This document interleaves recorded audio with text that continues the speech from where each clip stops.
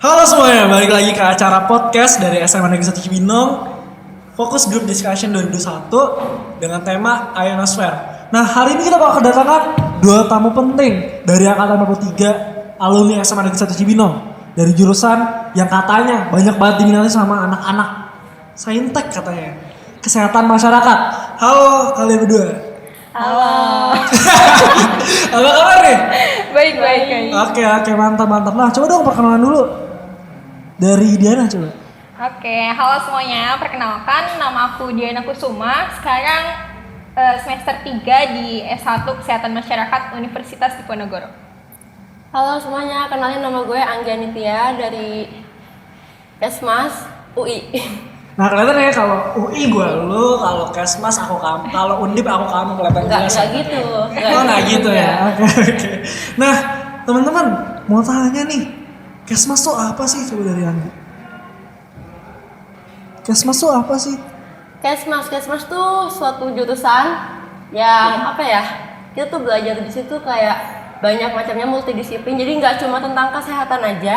Jadi buat kalian yang nggak suka medis gitu-gitu, itu bisa masuk Kesmas. Jadi kita bisa belajar kesehatan campur sama sosialnya gitu sih. Jadi lebih bervariasi gitu. Oh, berarti kalau misalnya Tridharma perguruan tinggi nih ya, kan itu ada salah satunya pengabdian masyarakat. Nah, Kesmas itu salah satu jurusan yang mengimplementasikannya banget ya dia. Iya, betul sekali. Jadi kalau kesehatan masyarakat itu dia lebih memperjuangkan preventif sama promotifnya. Kalau misalnya dokter, terus farmasi, itu kan dia lebih ke ranah pengobatan kan. Tapi lain lagi kalau kesehatan masyarakat itu lebih ke cara gimana kita bisa mencegah suatu penyakit kayak gitu. Widih, berarti dia erat kaitannya sama kayak penyuluhan, tahu tentang segala jenis penyakit, tapi dia nggak yang ke pengobatannya ya secara umumnya seperti itu. Nah, kalau di Kesmas, coba kalau Anggi kan UI ya, sama Undip Diana, itu beda gak sih Kesmasnya atau sama aja? Kurang lebih beda, tapi nggak beda-beda banget. Kalau dari peminatan mungkin ya, kalau di UI sendiri itu Kesmas udah jurusan sendiri. Jadi kalau misalnya di UI, Kesmas itu kayak fakultasnya. Terus di Kesmas ini, Fakultas Kesehatan Masyarakat ini punya 4 jurusan di dalamnya, 4 jurusan di dalamnya. Ada kesehatan masyarakat, kesehatan lingkungan, gizi sama K3. Kalau di Undip beda dengan UI. Jadi kalau di Undip itu Fakultas Kesehatan Masyarakat yang di dalamnya hanya satu jurusan, yaitu jurusan Kesehatan Masyarakat kayak gitu. Nah, berarti dari peminatannya udah beda ya?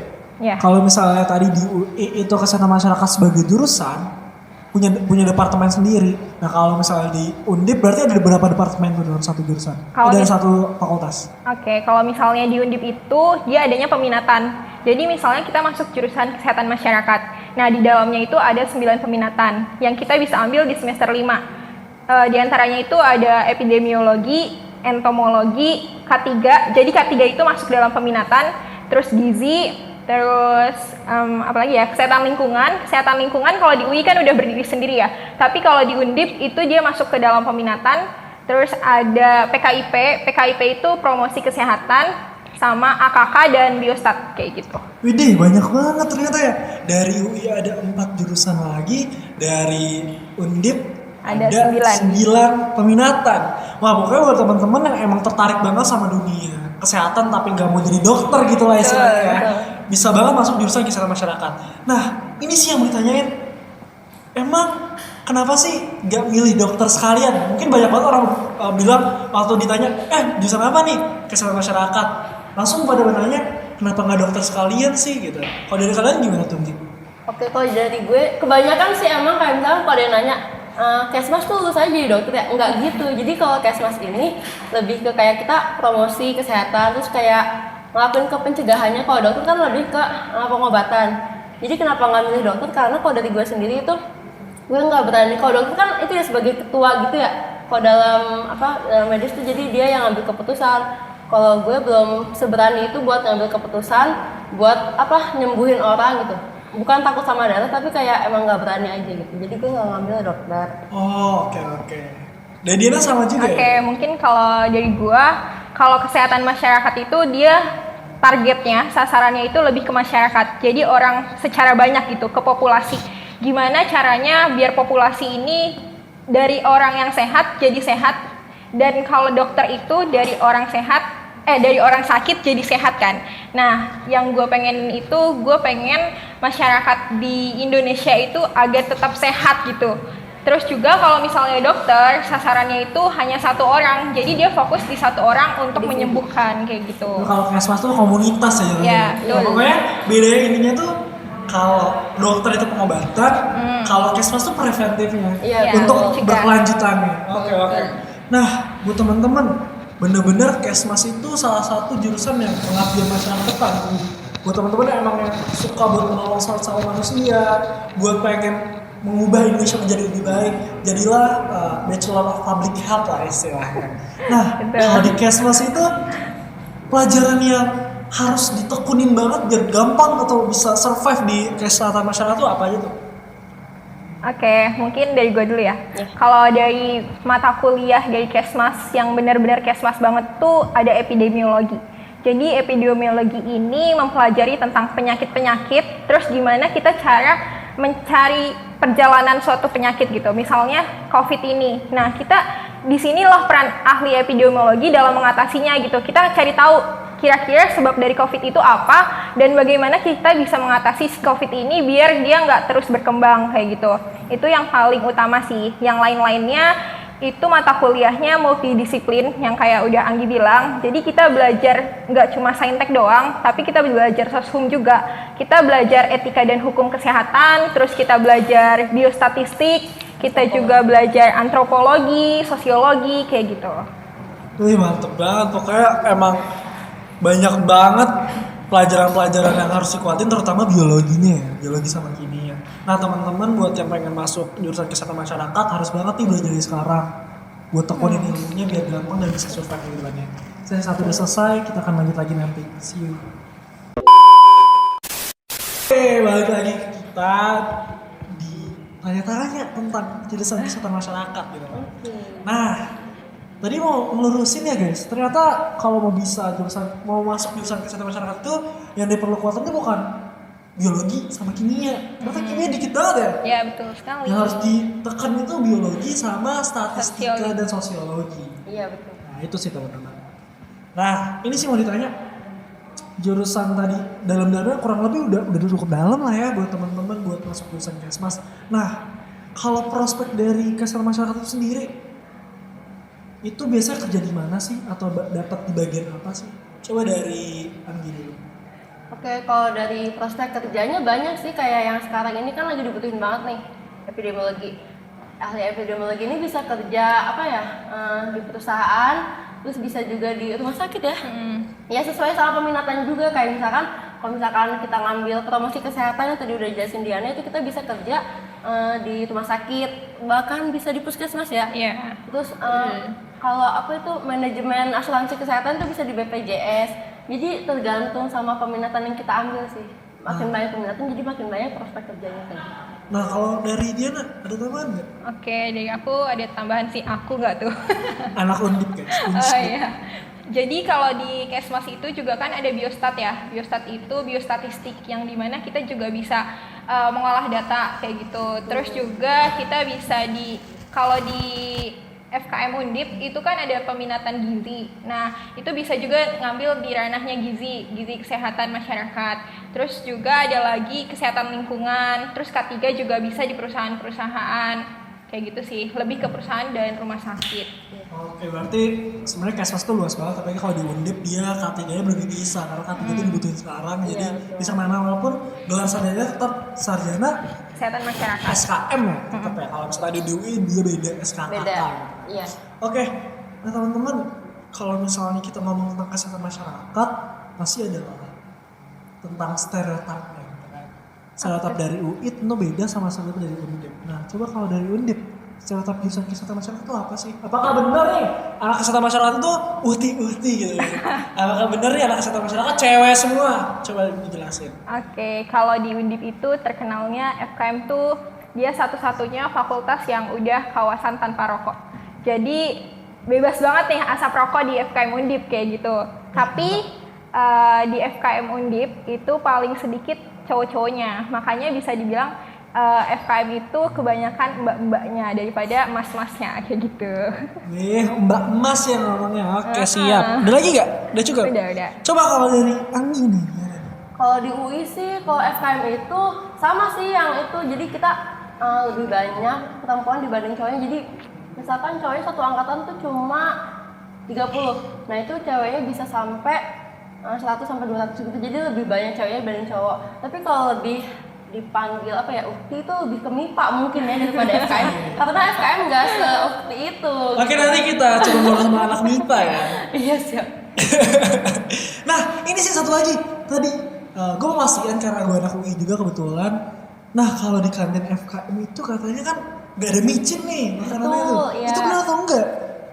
Kalau selama gue di kantin itu emang sih kayak nggak tahu sebenarnya komposisi micinnya tuh gimana, tapi emang Gak ada rasanya cuy. iya tetap enak kan, walaupun nggak ada micin tapi tetap enak. Jadi kita selain apa ya, selain menjaga kualitas makanan biar tetap enak, kita juga mengunggulkan apa ya namanya, kesehatan gitu. Jadi mengurangi micin gitu. Apalagi kalau yang kantin RIK pernah nyobain kan? Itu sering saya. Iya itu paling the best. Oke, mantap. Jadi kita ngomongin kampus ya ini ya. Nggak boleh Iya, di segmen aduh, ini. parah banget Oke, kampus. kita udah selesai nih segmen 1, kita masuk ke segmen 2 tentang question and answer. Kita udah ngehimpun 432 pertanyaan dari siswa SMA Negeri 1 Cibinong kan? Oke, Yang kita himpun lewat IG dari FGD itu sendiri. Nah, banyak banget nih ternyata yang kepo sama kesan masyarakat. Apa sih Kesmas itu gitu kan? Nah, coba nih. Yang pertama, rata-rata nih kak, coba nanya dulu, kakak itu berdua masuk Kesmas itu lewat jalur apa ya? Kita berdua masuk Kesmas lewat jalur undangan atau SNMPTN. SNMPTN. Wah mantep nih guys, ini sekarang narasumber kita hari ini dua-duanya dari jalur SNMPTN gitu kan. Nah, nanya nih kak, dulu tuh nilainya berapa waktu masuk SNMPTN? Coba dari Anggi dulu. Kalau dari aku lupa berapa spesifiknya, tapi rata-rata tuh 86. 86. Kalau dari Iya. Diana? Sama nggak jauh beda. Kalau dari aku kemarin rata-rata mata kuliah nggak tuh, mata pelajaran IPA-nya itu 86 sekian. Kalau secara keseluruhan 89. Wih mantep banget, pokoknya dua-duanya kurang lebih sama lah ya. Iya, Nah, beda. coba dong jelasin dulu kenapa akhirnya first impressionnya milihnya Diana milih Undip, Anggi milih UI. Karena kan kalau misalnya SNM kita tahu sendiri persaingannya ketat gitu Iya, kan. iya betul. Coba. Tuh. Dari siapa dulu? Terserah. Oke, dari gue dulu ya. Kalau misalnya dari gue itu kenapa milih Undip? Karena yang pertama gue pengen merantau sih, dan biaya hidup di Semarang itu lebih murah. Terus kalau kalian mau tahu, misalnya kalian nggak punya transportasi nih di kampus, nah kita bisa pakai semacam apa ya, transportnya Undip, bis kayak gitu, tapi Trans Semarang namanya. Anjay, Dan Trans itu Semarang. cuma 1.000 kemanapun kalian mau gitu. Murah banget bos. Asal punya KTM kayak gitu. Itu di daerah kampus. Di daerah kampus. Terus biaya hidup di Semarang juga lumayan murah sih dibandingkan daerah sini kayak gitu. Jadi gue milih Undip sebagai tujuan gue. Ide mantap. Karena dia anak rantau. Anak rantau yang penting gue rantau dulu nih ya dari orang tua gitu mandiri kan. Coba kalau dari Anggi, kenapa sih milih yang deket UI? UI itu pilihan gue paling pertama karena yang paling pertama tuh dekat.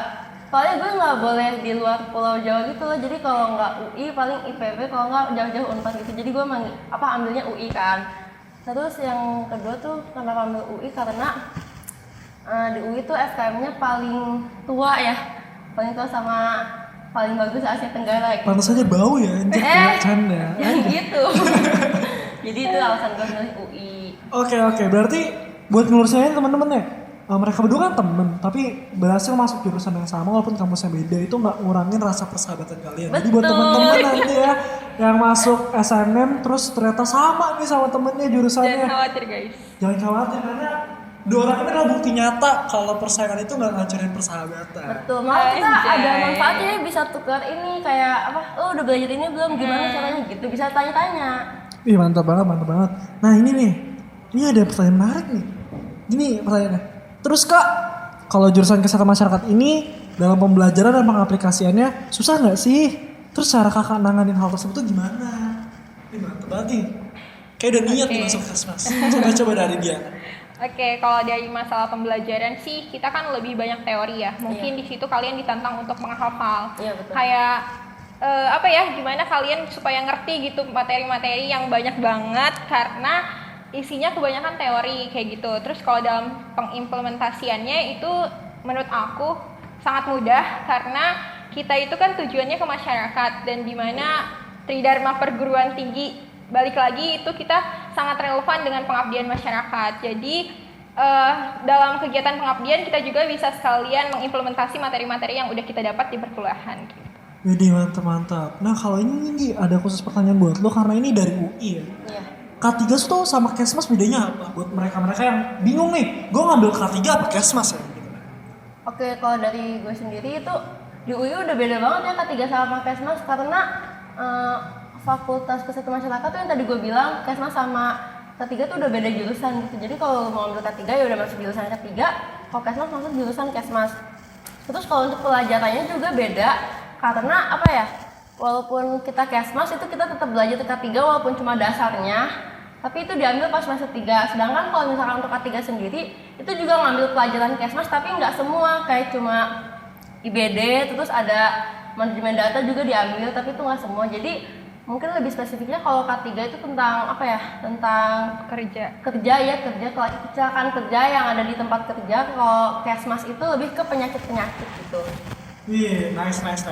Buat teman-teman kalau misalnya kurang jelas nih penjelasan Kesmas sama K3, sabi banget nih cek di podcast kita ada tentang jurusan dari K3, keselamatan dan kesehatan kerja. Nah ini ada pertanyaan titipan. Nah kalau di Kesmas kalian sendiri, kalian berdua di angkatan, ada gak sih yang salah jurusan? Mungkin dari gue dulu ya. Kalau dari gue tuh kebanyakan orang pilihan pertamanya itu kedokteran dan pilihan keduanya FKM gitu, kesehatan masyarakat. Jadi mereka itu pas masuk Kesmas apa ya, jauh berbeda dengan kedokteran karena yang udah gue bilang juga kalau kedokteran itu kan fokusnya dia lebih ke arah pengobatan dan gimana caranya orang yang sakit jadi sehat kan. Tapi lain lagi kalau kesehatan masyarakat itu dia lebih ke promosi kesehatannya, makanya kebanyakan tentang masyarakat yang dipelajarin dan disitulah kelihatan bedanya. Akhirnya mereka merasa wah kayaknya gue salah jurusan nih karena kedokteran sama kesehatan masyarakat itu bertolak belakang, beda jauh kayak gitu. Nah kalau dari yang ini menurut lo kalau orang udah salah jurusan tuh enaknya ngapain ya? Maksudnya apakah yang harus memaksa nyaman atau gimana? Kalau salah jurusan tuh menurut gua lebih baik kita kayak adaptasi dulu, kayak misalnya siapa tahu di jurusan yang kita apa ya istilahnya kayak salah ini kita bisa nyaman atau kayak mungkin kita lebih bisa di jurusan yang sekarang ini gitu. Tapi kalau misalkan dari hati kita udah nggak nyaman, udah ngerasa nggak cocok ya itu lebih baik ngulang di tahun kedua kayak gitu sih. Jadi jangan memaksakan diri sendiri, kalau emang nggak sanggup ya udah lepasin gitu. Teman-teman itu sih yang harus dipelajari banget. Kalau misalnya jangan memaksakan segala sesuatu, adaptasi dulu aja, coba dulu aja. Kalau nggak sanggup baru coba dulu. Iya. Nah buat teman-teman ini SKS itu apa sih? Coba deh, SKS itu apa sih? SKS? Iya, SKS Sistem Kredit Semester. Nah SKS itu kan beban ya, kita harus ambil tiap semester, beda sama sekolah, sistemnya beda banget ya. Nah, kalau lu berdua waktu itu satu semester biasa nggak berapa? Mungkin dari gue dulu ya. Kalau kebetulan di Kesmas Undip itu dia sistemnya udah paketan. Jadi walaupun kita dapat beban studi 24 SKS, kita hanya bisa ngambil dari apa yang udah dipaketin dari fakultas gitu loh. Misalnya fakultas nyediain 21 matkul wajib. Ya udah kita cuma bisa ngambil matkul wajib itu doang kayak gitu. Oh gitu, jadi sampai lulus lo tetap paketan? Iya. Oh iya, kalau dari UI gimana? Kalau dari UI sebenarnya paketan juga kan ya Bil, tapi kita cuma semester uangnya awal tuh doang kan? Iya, kita uangnya tuh cuma buat dosen. Jadi kita milih dosen kayak misalkan kita nanya-nanya kating mana dosen yang baik, mana yang agak gimana gitu. Jadi kalau untuk matkul itu sama sih kurang lebih tetap dipaketin kayak gue sekarang 21 SKS, tapi kalau untuk pemilihan dosen tuh kita pakai UAR gitu loh. Sebenarnya kayak masalah SKS itu nggak jadi beban banget, cuman ada plus minusnya lah ya. Kalau misalnya lo sistem SKS-nya dipaketin lebih gampang lulus istilahnya, nggak mikirin IP lo. Karena kalau misalnya kita SKS yang nggak dipaketin, kalian tuh ngambil SKS itu ngambil mata kuliah itu berdasarkan nilai yang udah kalian dapat. Kalau nilai kalian bisa di bawah 3, kalian cuma bisa ngambil berapa SKS. Dan kalian harus ngitung tuh mata kuliah wajib di mana, mata kuliah yang nggak bisa kalian ambil gimana. Jadi mungkin dipikirin lagi ke depannya kalau mau ngambil univ yang berkaitan sama jurusan kalian tersebut. Nah ini sih pertanyaan mungkin jadi pertanyaan terakhir ya. Katanya kalau ikut organisasi di kampus itu IPK kita bakal hancur. Nah kalian berdua kan, gue tau nih, gue sering ngecek sosial media kalian, aktif banget nih kayak di organisasi kampus. Nah coba kalau dari Anggi, ngaruh gak sih IP sama organisasi? Sebenarnya ngaruh enggaknya sih tergantung kitanya. Kalau kita bisa ngatur waktu dengan baik antara organisasi sama belajar, kita bakal nggak ngaruh ke IP gitu. Jadi IP jalan, IP naik, organisasi kita juga jalan. Jadi tergantung kitanya sih. Kalau misalnya kita bisa ngatur waktu, bisa manajemen ya sih, intinya waktu itu lancar semuanya. Tuh cuy, yang penting jangan merasa underestimate dulu lah ya. Iya. Lakuin aja, karena masalah IP kalau kalian mau belajar, kalian pinter gampang kan. Yang salah itu dari diri kalian kalau mau Terus belajar. jangan maksain diri. Biasanya kalau maba yang baru masuk ini, kalau ada organisasi yang buka oprek ini biasanya Ambil aja ya? Iya, ambil. Ikut aja, oprek aja dulu kan. Nah, padahal kan maba baru adaptasi kayak misalnya ini mata kuliahnya gimana, belum belajar kan mereka, jadi harus pilih-pilih juga kalau mau organisasi gitu. Nah kalau dari Diana nih, sekarang organisasi ada berapa? Cuma dua. Oh jangan dua, tapi mantep jabatannya ya. Enggak juga. Oke. Nah gue nih ada pertanyaan selipan sih. IP kalian berapa sih semester ini? Aduh, Jangan ditanya ini dong. pertanyaan. Ini pertanyaan bisa di skip gak? Iya, gimana ini? Privacy, ini privacy. Oh oke, berarti amat lah ya pokoknya kalau jurusan Kesmas ya. Nah ini pertanyaan terakhir. Mau jawab bareng-bareng, gue minta jawaban bareng-bareng. K3 itu K3. Kesmas itu susah atau enggak? 1, 2, 3. Enggak. Kenapa tuh enggak? Mungkin dari gue ya. Karena kalau menurut gue, Kesmas itu kita bisa pelajarin dari masyarakat gitu. Secara langsung kita bisa dapat pembelajarannya dari masyarakat kayak gitu. Jadi nggak terlalu susah untuk kita pelajari secara dalam kayak gitu sih. Mantap. Dan terakhir deh, motivasi buat anak-anak SMA Negeri 1 Cibinong. Motivasi buat masuk Buat Kesmas. masuk Kesmas. Apa ya motivasinya? Kalau misalnya kalian mau daftar lewat SNM ya belajar terus sama Iya. sekolah. Nggak apa dikatain ambis, yang penting kalian bisa masuk ke kampus tujuan. Ambis ya bu dulu ya bu? Iya. Hal berapa sih bu? Canda orang. Nggak terlalu ambis ya. Lo atas bawah kan ya? Beda 1, lu kan tengah. Gue 4. Canda 4 lanjut. Silakan. Iya pokoknya kalau kalian mau masuk lewat SNM belajar, kalian kan harus tingkatin nilai rapot gitu ya. Jadi betul. belajar pas di sekolah dari semester 1 sampai 5. Kalau ada ulangan ya bagus-bagusin. Terus kalau suruh ngerjain di papan tulis kan suka maju tuh, ya udah maju aja terus semuanya gitu. Bener banget tuh. Jadi intinya sih kita harus belajar gitu ya. Kalau misalnya kalian mau masuk jalur SNM dan Iya. begitupun dengan SBM dan ujian mandiri lainnya. Iya. Terus juga dalam memilih jurusan, kalian harus dalami dulu tuh jurusan yang kalian mau pilih. Jangan sampai nanti ketika keberjalanannya kalian merasa salah jurusan kan. Terus juga jurusan yang kalian pilih harus sesuai minat kalian kayak gitu. Wih mantap. Pokoknya keren banget nih jurusan kesehatan masyarakat. Dari anak-anak ambis SMA Negeri 1 Cibinong kan. Yang parahnya tinggi-tinggi. Pokoknya buat kalian yang emang minat banget nih sama kesehatan masyarakat, bisa banget nih dengerin podcast kita, ngobrol-ngobrol tentang kesehatan masyarakat. Dan juga jangan lupa kesehatan masyarakat ini gak jadi dokter men. Dia gak jadi dokter. Tapi lu lebih ke usaha preventif untuk menangani suatu penyakit. Gitu kan. Dan sebenarnya lapangan pekerjaan itu luas banget, nggak cuman seperti kayak penyuluhan, lo bisa masuk ke BUMN bahkan, lo bisa masuk minyak dan tambang tuh bahkan bisa gitu loh, karena dari Undip sendiri K3-nya masih dipisah kan, masih digabung gitu. Iya. Sekian dari gue, tetap stay tune di podcast selanjutnya. See you guys. See you, makasih.